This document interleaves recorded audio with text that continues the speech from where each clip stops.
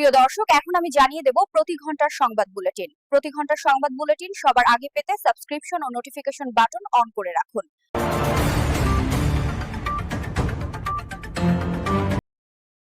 মৃত্যু নিশ্চিত করতে পোস্টমর্টেমের বাহানায় সালমান শাহের পার্টস কেটে ফেলা হয়। ব্রাহ্মণবাড়িয়ায় আধিপত্য বিস্তারকে কেন্দ্র করে রাতে টর্চ লাইট জ্বালিয়ে সংঘর্ষ, আহত ৩০। আবু তহা ও সাবিকুন নাহারের তালাক সম্পন্ন।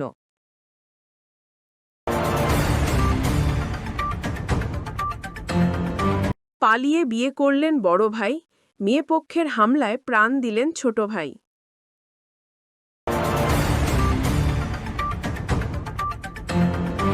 নাতনিকে ধর্ষণ চেষ্টা, রক্ষা করতে গিয়ে দাদি খুন।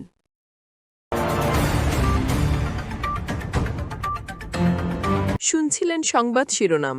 সম্পূর্ণ খবর জানতে ভিডিওটি শেষ পর্যন্ত দেখুন।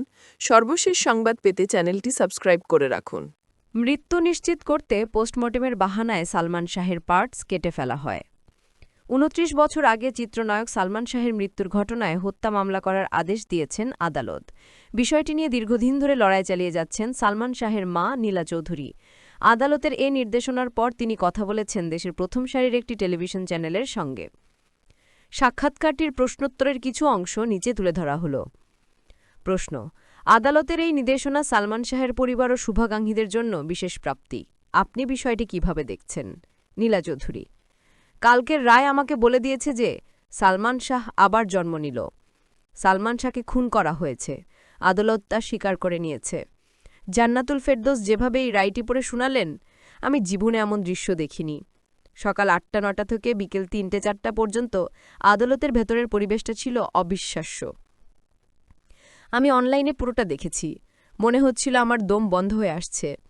রায়ে বলা হয় ১১-১২টা সিরিঞ্জ সালমান শাহের বাসায় পাওয়া গেছে। আমি তখন এক আমেরিকান ডাক্তারকে জিজ্ঞেস করেছিলাম। তিনি বলেছিলেন, একটা মানুষকে যদি ফাঁকা সিরিঞ্জ দিয়ে ২-৩ বার ইনজেকশন দেওয়া হয় তাহলেও মৃত্যু হতে পারে, অথচ ওরা একাধিকবার ব্যবহার করেছিল। তৎকালীন সময়ে ৯ দিন পরে যখন আমরা ঘরে ঢুকি তখনই সব জিনিস পাই। প্রশ্ন: এটা তো আপনার দীর্ঘ লড়াই, এই পর্যায়ে নিশ্চয়ই স্বস্তি দিচ্ছে। অনুভূতি বলতে কি বাবা, আজকে আর অনুভূতির কিছু নেই। এখন মনে হচ্ছে যেন সালমান শাহ মারা গেছে। এতদিন তো আমি যুদ্ধ করেছি, আমার ছেলে মরে নাই, আমার ছেলেকে মেরে ফেলা হয়েছে। ওরা বলছে মরে গেছে, আমি একটু বিতর্কের মধ্যে ছিলাম। আমি কাঁদতে পারি নাই। আমাকে চরিত্রহীন করা হয়েছে ২৯ বছর। আমি জানই তাই করা হয়েছে। আমার ছেলেকে খুন করা হয়েছে। বলছে যে সালমান তার মাকে ভালোবাসত বিধায় টানা পড়েন। মায়ের কারণে আত্মহত্যা করেছে। একটা কথা সত্য, সালমান আমাকে ভালোবাসত, মাকে খুব ভালোবাসত। মরে গেছে এটা ভুল। মাকে ভালোবাসলে সেই সন্তান মরতে পারে না, কোনো ক্ষতির কাজ করতে পারে না। মারা গেলে স্ত্রীর জন্য মানুষ মরে। আমার সন্তান আত্মহত্যা করে নেই, তাকে খুন করে ফেলা হয়েছে। কাল থেকে অনেক স্মৃতি নিশ্চয়ই মনে পড়ছে। সালমান জন্মের পরে সারা রাত কষ্ট করেছি। খুবই সুন্দর বাচ্চা, আমাদের পরিবারের মধ্যেই সবচেয়ে সুন্দর এবং ব্রিলিয়েন্ট বাচ্চা। ২ ভাই একই রকম, কিন্তু তারপরেও সে একটু ভিন্ন ছিল। দেখতে, চলতে, হাঁটতে, রাগে অনুরাগে আমার একটা কপি ছিল। কোনো মেয়ে হলেও মনে হয় এতটা মায়ের অনুকরণে হয় না। আমার ছেলেটা আমার এত ভালোবাসা ছিল। প্রশ্ন: ১১ জনকেই হত্যা মামলার আসামি করা হয়েছে। ১ নম্বর আসামি সামিরা খান। আপনি বলছিলেন সালমান সামিরার বাসায় ইনজেকশন সিরিজ পাওয়া গেছে। প্রথমে আমি বলি আপনাদের একটা ভুল হচ্ছে। আমরা কাউকে তখন আসামি করি নাই। আগে বলুন তো, ঝুলন্ত সালমান শাহকে দেখা গেছে? কেউ তো দেখে নাই। এটা তো ডিক্লেয়ার্ড বাই সামিরা হক। এই যে এখন বললেন আমরা আসামি করেছি, আমি আসামি করি নাই, বা আমরা আসামি করি নাই। আইন যেটা বলে যে কারো যদি অস্বাভাবিক মৃত্যু হয় তখন ঘরে যারা থাকে, কাজের লোক, বউ, মা বা অন্যান্য মানুষ, তাদেরকে কোর্টে নিয়ে যায়, অ্যারেস্ট করে। তখন আসামি হিসেবে তাদেরই নাম আসে। সাধারণত যখন কোনো মেয়ের স্বামী মারা যায়, সেটা যেভাবেই হোক, তখন কি করে? তার মাকে জানাবে না, বাবাকে জানাবে না। তারা তো আমাদের কোনো খবরই দেয় নাই ১২টা পর্যন্ত। প্রশ্ন: পরে আপনারা সেখানে যাওয়ার পর কি দেখলেন? যখন আমরা রুমে ঢুকলাম, ঢুকে দেখলাম একটা কালো ৬ ফুট লম্বা হবে একটা অপরিচিত লোক, যাকে জীবনে আমরা কেউ দেখি নাই। তিনি খাটের কোনায় বসা আর সালমান শাহ শোয়া, নিথরভাবে শোয়া। একজন সালমানের এক হাতে তেল দিচ্ছে। আমি ধরে নিয়েছি এটা রুবিদের পার্লারের কোনো মেয়ে হবে। ঢোকার পরে ওই মেয়েটা হাত ছেড়ে চলে গেল। আর আবুলকে আমার হাজব্যান্ড বলল, ডাক্তার নিয়ে আয়। আবুল এই যে গেল, আর পাওয়া গেল না। আমি একটু বিচলিত হয়ে গেলাম। আমার ছেলেটা পড়ে আছে। প্যান্টের ভেতরে হাত ঢুকায় দেখলাম না, কোনো পায়খানা নেই। তবে তার পায়ের আঙুল স্বাভাবিক ছিল না। দেখলাম ঠোঁটটাও কালো হয়ে গেছে। আমি দেখলাম আর সময় নাই, আমার বাচ্চা মরে যাচ্ছে। পরে ধরাধরি করে তাকে লিফটে নেওয়ার চেষ্টা করলাম। এক মহিলাকে দেখলাম আমাকে এসে বলতেছিল, হু আর ইউ? আপনারা কেন নিয়ে যাচ্ছেন? আমি আমার ছেলে, আমি নিয়ে যাচ্ছি। হু আর ইউ? তুমি কেন কথা বলো? এই একটা মহিলাই দেখছি ঘরে, আর কাউকে আমি দেখতে পাইনি। প্রশ্ন: নতুন একটা মামলা হয়েছে গতকাল রাতেই। সালমান শাহের মামা আপনার ভাই আলমগীর কুমকুম সেটা করেছেন। সেখানেই সামিরাসহ 11 জনকে আসামি করা হয়েছে। বিষয়টি নিশ্চয়ই আপনি জানেন।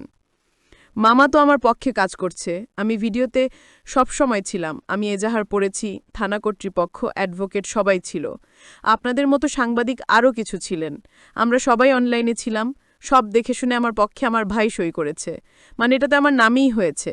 আমার পক্ষে আমার ভাই, আমি তাকে পাওয়ার অফ অ্যাটর্নি দিয়েছি। প্রশ্ন: আমি জানতে চাচ্ছিলাম যে যেহেতু পুরনো মামলাটা হত্যা মামলায় রূপান্তরের নির্দেশ আদালত দিয়েছে, আরেকটা মামলা করা হলো, এটা আসলে কোন চিন্তাভাবনা থেকে বা এটা আসলে কিভাবে প্রভাব ফেলবে?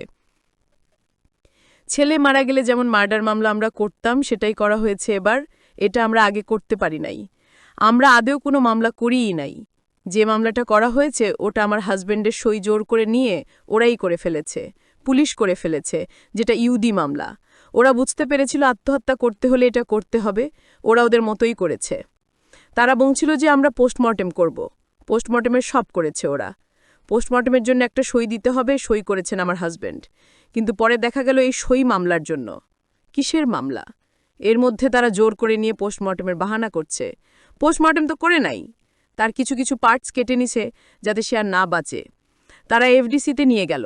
কার পারমিশনের? আমরা তো পারমিশন দেই নাই, আমাদেরকে তো জিজ্ঞাসা করে নাই। তারা জোর করে ওর বাপসহ গাড়িসহ নিয়ে এফডিসিতে ঢুকাই দিল। কাকে জিজ্ঞাসা করে গেল? আমার কি বাড়িঘর ছিল না? আমরা কি রাস্তাঘাটার মানুষ ছিলাম? আমার তো একটা সামাজিক পরিচিতি আছে। আমি একজন রাজনীতিক। আমার হাজব্যান্ড একজন ম্যাজিস্ট্রেট। আমার বাচ্চা আমার বাসায় যাবে। কার হুকুমে? কেন তারা নিয়ে গেল এফডিসিতে? গাড়িটারি তারাই রেডি করলো। সিলেট নিয়ে গেল, দাফনও করে ফেলল। কেন? কারা? কি জন্য? সামিরা প্রথম দিন যখন ইমনকে নিয়ে গেলাম হসপিটালে, সে আমাকে ধরল না, কিচ্ছু না। সে আমার সাথে হসপিটালে গেল না কেন? তুমি যদি অসুস্থ হও তোমার বউ যাবে না তোমার সাথে হসপিটালে? তাকে তো পেলামই না, গেল না। সে পরে বলল তাকে আমরা নেই নাই, আমি নাকি লাথি মেরে ফেলে গেছি। আল্লাহর কসম আমি তাকে দেখি নাই। লাথি মারবো কেমনে? তখন তো আমি পাগল আমার ছেলেকে নিয়ে। প্রশ্ন: আরেকটি আপনি খুবই সেন্সিটিভ অভিযোগ এইমাত্র বললেন। বলছিলেন যে পোস্টমর্টেম করার সময় সালমান শাহের অঙ্গপ্রত্যঙ্গ কেটে রাখা হয়, মানে পার্টস বলেছেন আপনি। এই বিষয়টিকে আপনি কখনো আদালতে বা পুলিশি তদন্তে জানিয়েছেন? এগুলো বহুবার বলা হয়েছে, বহুতবার করা হয়েছে। আদালত তো আমাদের কোনো কিছুই শুনে নাই। সিআইডি কাজ করল, তারপরে আমরা পুলিশের সাহায্য চাইলাম। পুলিশ ওরা তো সাফাই গায়। আমাকে আদালতে কিভাবে অপমান করা হয়েছে? আমি মা, আমার মনে হয় না বিশ্বে কোনো মা এত অপমান সহ্য করে ছেলের বিচার চাইবে। একসময় আমার হাজব্যান্ডও আমাকে অনেক বকাবকি করছে, মামলা করতে চাইতো না। উনাকে অনেক ভয় দেখিয়ে দেওয়া হয়েছিল, উনি ওই ভয়ে তো মারাই গেল। উনাকে ভয় দেখানো হয়েছে যে আমাদের পরিবারকে উড়িয়ে দেওয়া হবে। উনি অনেক সময় আমাকে অনেক ধাক্কি করছে কোর্টে, বাড়িতে। বলতেন কি দরকার, বন্ধ করো, একটা তো মারা গেছে, এখন তো তুমি আমাদের সবাইকে মেরে ফেলবা। তখন আমার উত্তর ছিল যে আমরা তো মরেই গেছি, আবার মরব কি? আমার ছেলে যখন মরে গেছে আমরা তো মরেই গেছি। আমি এটা শেষ দিকে ছাড়ব। আমার ছেলেকে কি খুন করলো, কেন করলো? এবং আরেকটা জিনিস আজকে বলি, কাউকে কোনোদিন বলি নাই। আমার ছেলে মারা যাওয়ার 4 দিন পরে ধরো আমরা সিলেট আসলাম। আসার পরে আমার বাসায় ফার্স্ট কন্ডোলেন্স লেটার আসছিল মোহাম্মদ বাহারির, আজিজ মোহাম্মদের পাপা তিনি। সবাই বলাবলি করছে এই প্রথম কার্ডটা তার আসলো কেন, এত দুঃখ তার কেন? তার সাথে তো আমাদের পারিবারিক কোনো যোগাযোগ ছিল না। কিন্তু দুর্ভাগ্যবশত ও সময় তো আমাদের হুঁশ নাই, ওসব জিনিস তো মাথায় ধরে নাই। এটা আজিজ মোহাম্মদ ভাই তার বাবার নাম দিয়ে পাঠাইছে। ব্রাহ্মণবাড়িয়ায় রাতে টর্চ লাইট জ্বালিয়ে সংঘর্ষ, আহত 30। ব্রাহ্মণবাড়িয়ায় আধিপত্য বিস্তারকে কেন্দ্র করে মহাসড়কের ওপর টর্চলাইট জ্বালিয়ে দুই গোষ্ঠীর মধ্যে রক্তক্ষয়ী সংঘর্ষ হয়েছে। বুধবার ২২ অক্টোবর রাতে সদর উপজেলার উত্তর সুহিলপুরে আজিজের গোষ্ঠী ও উকিলের গোষ্ঠীর মধ্যে এ সংঘর্ষের ঘটনা ঘটে। এ সময় দাঙ্গাবাজরা কুমিল্লা সিলেট মহাসড়ক ৩ ঘণ্টা আটকিয়ে সংঘর্ষ চালায়। সংঘর্ষের সময় উভয় পক্ষের লোকজন টেটা বল্লম সহ দেশীয় অস্ত্রশস্ত্র নিয়ে একে অপরের ওপর হামলা চালায়। এ সময় ইটপাটকেল নিক্ষেপ আর ধাওয়া পাল্টা ধাওয়ায় এলাকা জুড়ে ব্যাপক আতঙ্কের সৃষ্টি হয়। বন্ধ হয়ে যায় ওই মহাসড়কে যান চলাচল। স্থানীয়রা জানায়, গত ৪-৫ দিন আগে আওয়ামী লীগ বিওবি নিয়ে বিতর্কের জের ধরে উকিলের গোষ্ঠীর সাদ্দাম আজিজের গোষ্ঠীর আক্তারকে থাপ্পড় মারে। এই নিয়ে দুই গোষ্ঠীর মধ্যে উত্তেজনা চলতে থাকে। আজ বুধবার বিকেলে বিষয়টি মীমাংসার জন্য সালিশ বসে, কিন্তু তাতে সমাধান না আসায় রাতে দুই গোষ্ঠীর লোকজন মহাসড়কের ওপর সংঘর্ষে জড়ায়। এ বিষয়ে সদর মডেল থানার ভারপ্রাপ্ত কর্মকর্তা অফিসার আজহারুল ইসলাম বলেন, আধিপত্য বিস্তার নিয়ে আজিজের গোষ্ঠী ও উকিল গোষ্ঠীর মধ্যে দীর্ঘদিন ধরে বিরোধ চলে আসছে। এরই জের ধরে বুধবার সন্ধ্যার পর থেকে দুই গোষ্ঠীর লোকজন সংঘর্ষে জড়ায়। খবর পেয়ে পুলিশ ঘটনাস্থলে পৌঁছে সংঘর্ষ নিয়ন্ত্রণের চেষ্টা চালায়। পরে যৌথ বাহিনীর সহযোগিতায় সংঘর্ষ নিয়ন্ত্রণে আনা হয়। পরবর্তী সংঘর্ষ এড়াতে এলাকায় পুলিশ মোতায়েন রয়েছে। এই ঘটনায় আইনগত ব্যবস্থা প্রক্রিয়াধীন বলেও জানান তিনি। আবু তহা ও সাবিকুন নাহারের তালাক সম্পন্ন। ইসলামিক বক্তা আবু তহা মুহাম্মদ আদনান ও তার প্রাক্তন স্ত্রী সাবিকুন নাহারের তালাক সম্পন্ন হয়েছে। এরই মধ্য দিয়ে গত কয়েকদিন ধরে সামাজিক যোগাযোগ মাধ্যমে তাদেরকে নিয়ে চলমান চর্চার অবসান হয়েছে। মঙ্গলবার ১৭ অক্টোবর নিজেদের ফেসবুক পোস্টে বিষয়টির সমাধান হওয়ার কথা জানিয়েছেন আবু তহা ও সাবিকুন নাহার উভয়ই।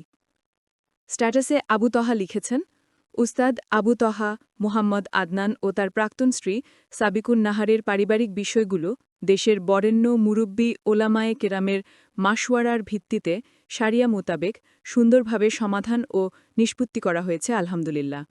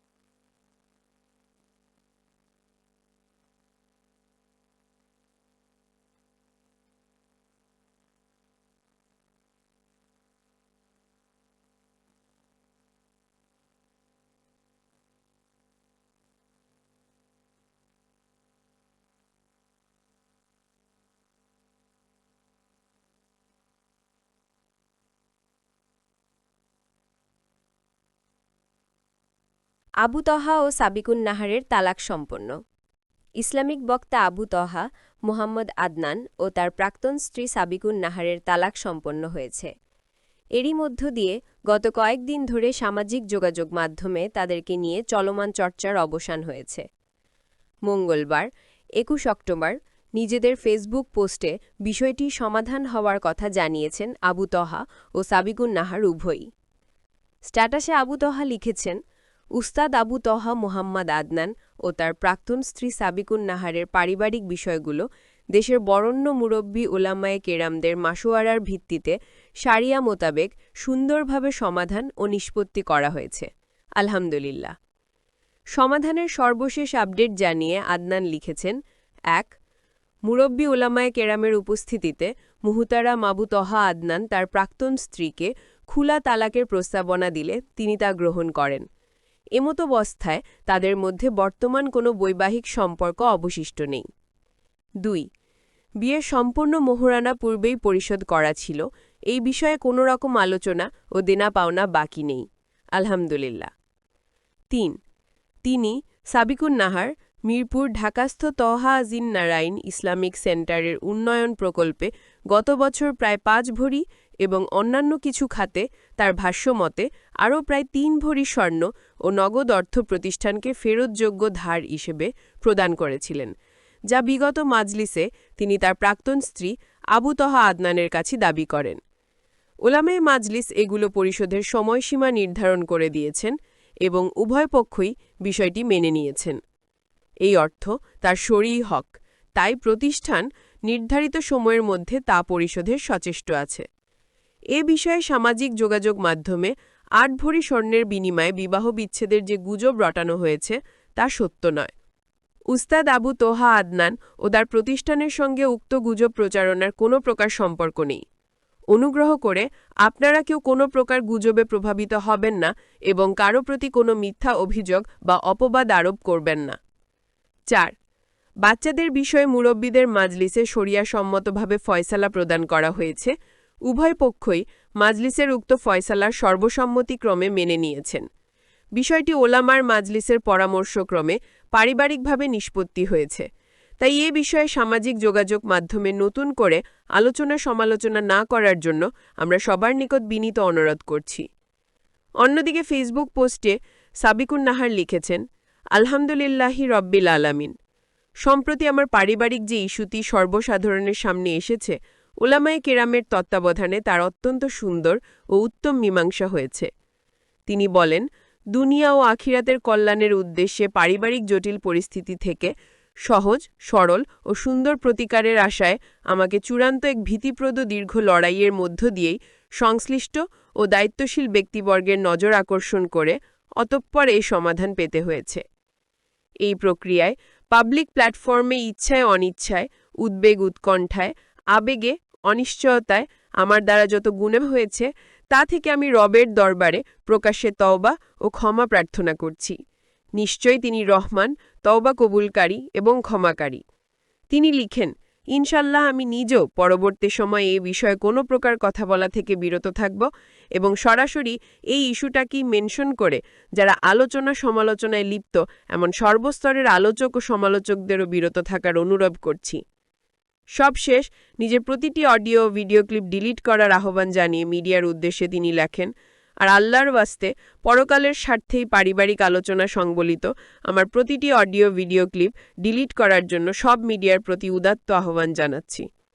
এই কঠিন সময়ে যারা পাশে ছিলেন, আছেন, ভালোবেসেছেন, তাদের প্রত্যেককে আল্লাহ সুবহানাহু ওয়া তাআলা উত্তম প্রতিদান দান করুন এবং যারা ঘৃণা ভরে তিরস্কার বা নিন্দা জ্ঞাপন করেছেন, মালিক তাদের ক্ষমা করুন।